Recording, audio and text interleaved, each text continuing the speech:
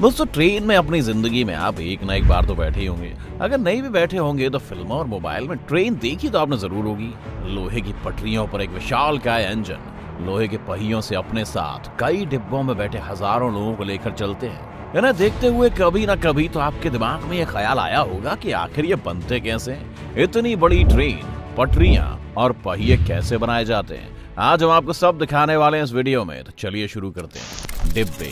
दोस्तों, शुरुआत करते हैं उस चीज से जिसमें बैठकर आप ट्रेन में सफर करते हैं, यानी कि ट्रेन के डिब्बे। ट्रेन के डिब्बे स्टील की शीट से बनाए जाते हैं। फैक्ट्री में स्टील की बड़ी बड़ी शीट्स होती हैं जिन्हें कटर से काटा जाता है और वेल्डिंग करके कमरे तैयार किए जाते हैं। बता दें कि कोच की हर साइड को अलग अलग तैयार किया जाता है और जब सब साइड तैयार हो जाती हैं तो क्रेन की मदद से सारी साइड को उठाकर वेल्डिंग और स्क्रूज से जोड़ दिया जाता है। इंजीनियर सभी साइड्स को बहुत ही सावधानी से जोड़ते हैं ताकि हादसे होने की संभावना को कम किया जा सके। अब शीट को जोड़कर जो डिब्बा बनता है उसे फिर पेंट होने के लिए भेज दिया जाता है। फिर डब्बे के नीचे के हिस्से को तैयार किया जाता है। इस निचले हिस्से में शॉकर और ब्रेक जैसी चीजें लगी होती हैं। इसके बाद एक्सेल वाली जगह में पहिए लगाए जाते हैं और पहिए लगने के बाद क्रेन से इसे सीधा किया जाता है और फिर पेंट होने के बाद इन्हें कोच के नीचे फिट कर दिया जाता है। अब काम स्टार्ट होता है इंटीरियर डिजाइनिंग का।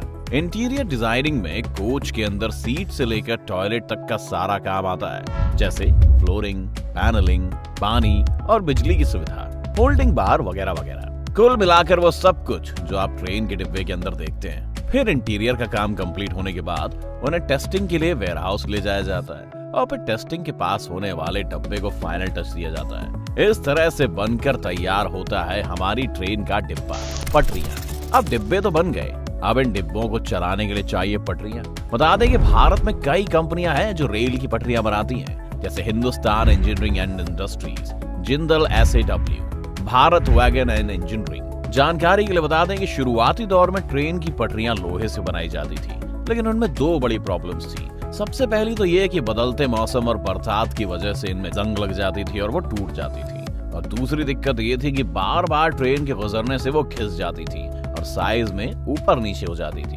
जिससे ट्रेन के फिसलने और हादसा होने का डर रहता था। इसलिए अब रेल की पटरियों को स्टील अलॉय से बनाया जाता है, जो कि लोहा और कार्बन सिलिकॉन मिश्रित स्टील होता है, जिसको 880 ग्रेड भी कहते हैं। पटरियों को बनाने के लिए अलग अलग फैक्ट्रियों में अलग अलग तरीके होते हैं। कुछ कंपनी ऐसी होती हैं जो अलॉय को बाहर से खरीदती हैं, तो वहीं कुछ कंपनी ऐसी भी होती हैं जो रिसाइकल स्टील का यूज करती हैं। हम रिसाइकल वाले स्टील की बात करेंगे दोस्तों। यहाँ स्क्रैप के स्टील को इलेक्ट्रोमैग्नेट की मदद से कंटेनर में लोड किया जाता है। फिर इस कंटेनर को ट्रक से दूसरे वेयरहाउस में ले जाया जाता है, जहाँ क्रेन की मदद से इस कंटेनर को एक बड़े हीटर यानी भट्टी में डाल दिया जाता है, जहाँ इलेक्ट्रिक करंट से तमाम स्क्रैप स्टील को 1600 डिग्री सेंटीग्रेड पर हीट किया जाता है, जिससे वो स्क्रैप लोहे के लावा के फॉर्म में हो जाता है। अब इस लावे को एक कंटेनर में डाला जाता है और फिर कंटेनर से एक ट्यूब की मदद से रेक्टेंगुलर सांचे में डाल दिया जाता है, जिसे ब्लूम कहा जाता है, और इस तरह ये स्क्रैप ब्लूम में बदल जाता है। लेकिन हमें ब्लूम थोड़ी ना चाहिए, हमें तो चाहिए रेलवे ट्रैक।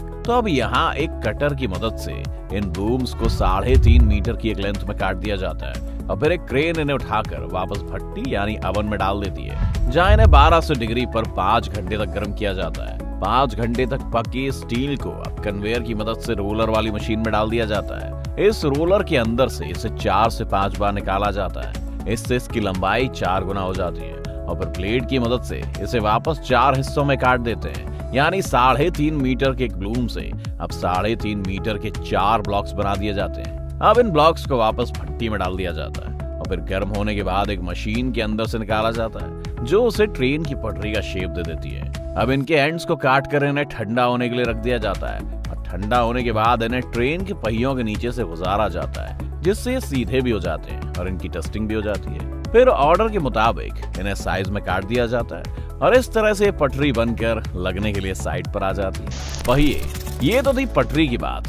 अब बात करते हैं इन पर चलने वाले पहियों की और देखते हैं कि वो कैसे बनते हैं। तो दोस्तों, आपको शायद ये बात हैरान कर सकती है, पर पहिए बनते हैं स्टील की रॉड से। सबसे पहले रॉड को ब्लेड की मदद से काट कर उससे रोल बनाए जाते हैं और फिर इन रोल्स को मशीन से उठाकर शक्तिशाली इंडक्शन में रखा जाता है। इंडक्शन में 20 मिनट रखने के बाद रोल्स को कन्वेयर की मदद से दूसरी जगह ले जाया जाता है, जहां एक मशीन रोल को उठाकर इंडक्शन में रखती है और फिर शेप देने के लिए रोल को और ज्यादा गर्म किया जाता है। फिर इस गर्म रोल को प्रेसिंग मशीन पर रखा जाता है, जहां मशीन के 2 आर्म पहले तो रोल को सही जगह पर सेट करते हैं, फिर प्रेसिंग मशीन उसे प्रेस करती है। इस मशीन का खांचा रेल के पहियों की तरह होता है और 2 बार प्रेसिंग से ये रोल रेल के पहिए का आकार ले लेते हैं। फिर क्लो मशीन से इसे रोलर मशीन में डाल दिया जाता है, जो इसे शेप देती है और डिजाइन को कंप्लीट करती है। इसे शेप इस तरह से दी जाती है कि ये पटरी पर फंस कर चले।